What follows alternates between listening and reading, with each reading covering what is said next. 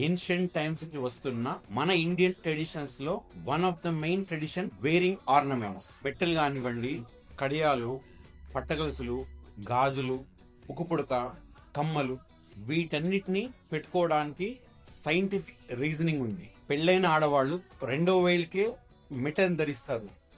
Acupuncture point of view ఏంటంటే 2వ వేలు చివరిలో ST44 అనే అక్యుపంచర్ పాయింట్ ఉంటుంది.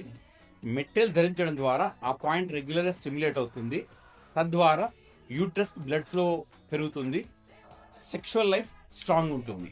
కడియాలు వేసుకోవడం ద్వారా K3 అనే అక్యుపంచర్ పాయింట్ స్టిమ్యులేట్ అవుతుంది.